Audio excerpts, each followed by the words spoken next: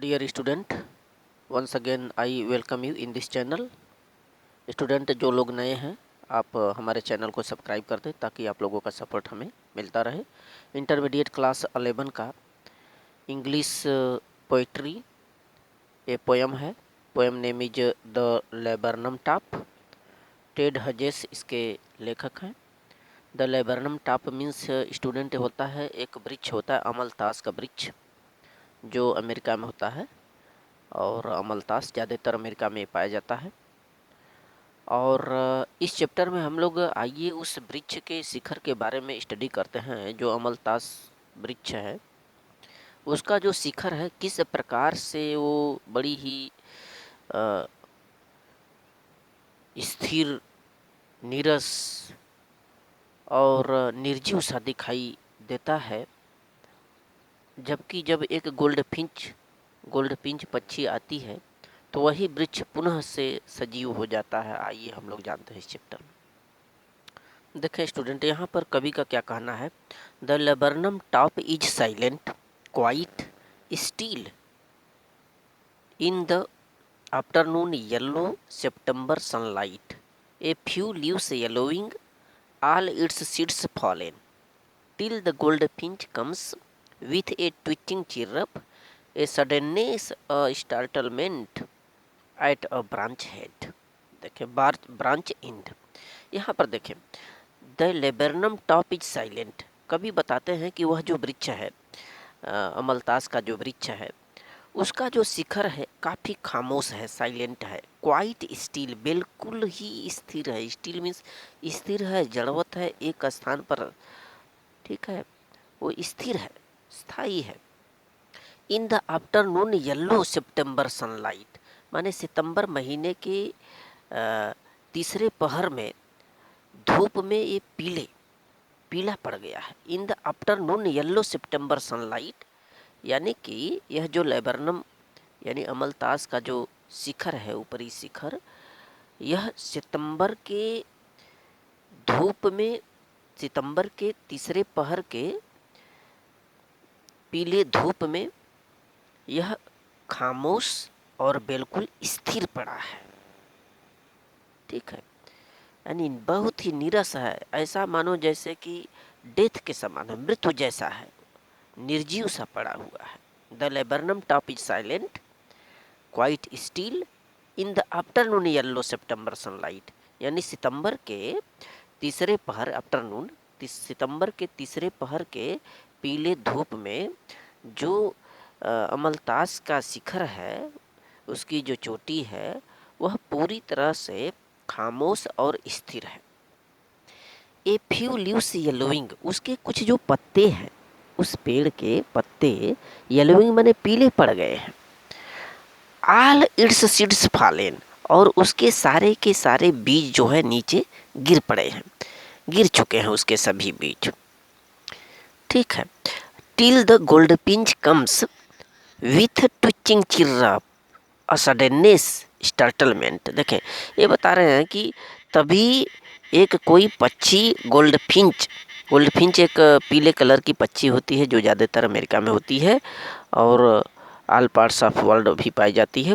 तो till the goldfinch, तभी एक गोल्डफिंच पक्षी आती है विथ ट्विचिंग चिर्रप, यानी कि एक आवाज़ के साथ, एक चहचहाहट के साथ, सडननेस माने अचानक ही, स्टार्टलमेंट मीन्स चकाचौंध के साथ, एट ब्रांच एंड माने उस पेड़ के दूसरे शाखा, एट ब्रांच एंड माने उस पेड़ के जो शाखा के का अंतिम छोर होता है, उस अंतिम छोर पर आकर के बैठ जाती है चहचहाहट और आवाज़ के साथ। एक बार पुनः देखें, कवि कहते हैं कि जो लेबरनम ट्री है, जो अमलतास का वृक्ष है, उसका जो ऊपरी शिखर है वह सितंबर के पीले धूप में, सितंबर के तीसरे पहर के पीले धूप में शांत और स्थिर पड़ा है और उसके पत्ते पीले हो गए हैं और उसके सभी बीज नीचे गिर चुके हैं। तभी गोल्डफिंच पक्षी जो होती है उस पेड़ के अंतिम छोर पर, उस पेड़ के किसी शाखा के अंतिम छोर पर यानी एक किनारे पर अचानक से आकर के बैठती है और वहाँ पर एक चहचहाहट मचा देती है, एक शोर करती है, चिर्रप करने लगती है। ठीक है, तो यहाँ पर कवि ने बताया कि जो लेबरनम ट्री है काफ़ी निराश, काफ़ी उदास और मृत्यु जैसा पड़ा हुआ है। सितंबर के उस महीने में पत्ते भी झड़ चुके हैं, पीले भी हो चुके हैं, सारे के सारे बीज नीचे गिर चुके हैं। तभी कोई गोल्डफिंच पक्षी आती है और तेज अचानक से चकाचौंध रूपी आवाज़ से उस ब्रांच के एक किनारे पर आकर के बैठ जाती है। यहाँ पर सेकेंड पोएम आप चेक करेंगे। Then sleek as a lizard and alert and abrupt, she enters the thickness, and a machine starts up, of chittering and tremor of wings and thrillings. The whole tree trembles and thrills.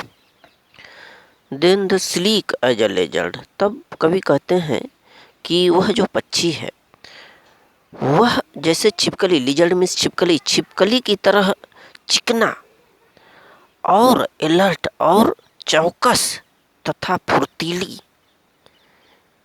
फुर्ती रूप में कहाँ प्रवेश करती है? इंटर्स the thickness, उस वृक्ष के गहराइयों में जाती है, गहराइयों में प्रवेश करती है।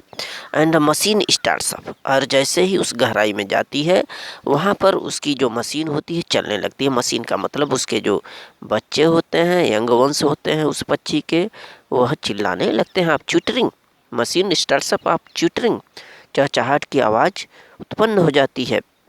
And tremor of wings and thrillings, और उन पक्षियों के जो पंख होते हैं, पंखों का जो कंपन होता है, जो रोमांच होता है।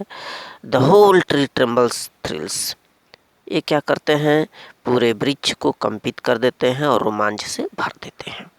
यहाँ पर बताया कवि कि जिस तरह से छिपकली होती है, छिपकली की तरह चिकना, चौकस और फुर्ती के साथ वह पक्षी वहाँ उस वृक्ष के सघनता में जाती, यानी कि अपने घोंसले की तरफ आती है, और उसके जो बच्चे हैं सभी चहचहाहट के आवाज़ के साथ, पंखों की कंपन के साथ उस पूरे वृक्ष में एक हलचल, एक कंपन और रोमांच भर देते हैं, रोमांच उत्पन्न कर देते हैं। इस पोएम में जिक्र किया गया कि जैसे ही वह पक्षी उस अमलतास के वृक्ष में अपने घोंसले के पास जाती है, उसके सभी बच्चे और पक्षी, उनके पंखे हिलने लगते हैं, कंपित होते हैं, और पूरा जो पौधा है अमलतास का, पूरा जो पौधा है हिलने लगता है, कंपित होने लगता है, शोरगुल से सजगता आ जाती है वहाँ पर।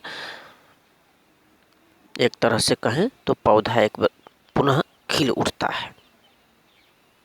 Poem number 3 student. It is the engine of her family. It is the engine of her family. She took it full, then flies out to a branch end, showing her veiled face identity mask. Then with eerie, delicate whistle chirrup, whispering, she lunges away towards the infinite, and the laburnum subsides to empty.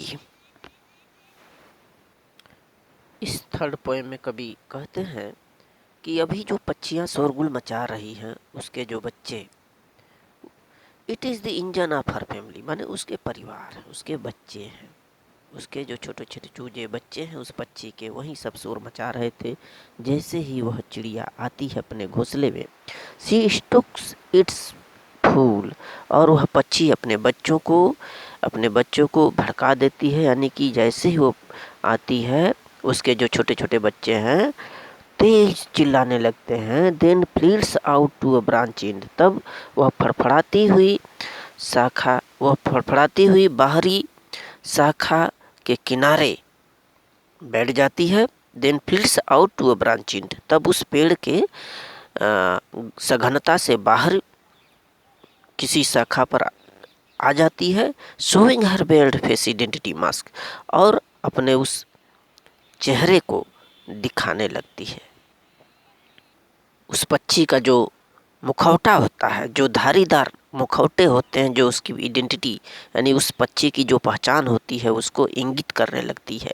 Then with Eric delicate विस्टल चिर of spring, तब क्या होता है, एक अलौकिक नाजुक सीटी जैसी आवाज़ और फुसफुसाहट के साथ she launches away towards the infinite, वह कहाँ गोता लगाती है, आकाश की तरफ, अनंत आकाश की तरफ, टूवर्ड्स द इन्फिनाइट, उस अनंत स्काई की तरफ वह पक्षी उड़ान भर लेती है, लॉन्च कर लेती है। And the laburnum subsides to empty, और जो अमलतास का वृक्ष है, लेबरनम ट्री है, एक बार पुनः सबसाइड्स का मतलब कि शांत और शून्य हो जाता है, एम्प्टी हो जाती है, रिक्त हो जाता है। तो इस पोएम में कवि ने यह बताया कि उसके शोरगुल, उसकी पक्षियाँ ये शोरगुल मचाती हैं, और जैसे ही वह चिड़िया आती है अपने घोंसले में, उसके बच्चे चिल्लाने लगते हैं, और वह पक्षी उस पेड़ के एक डाली पर अंदर सघनता से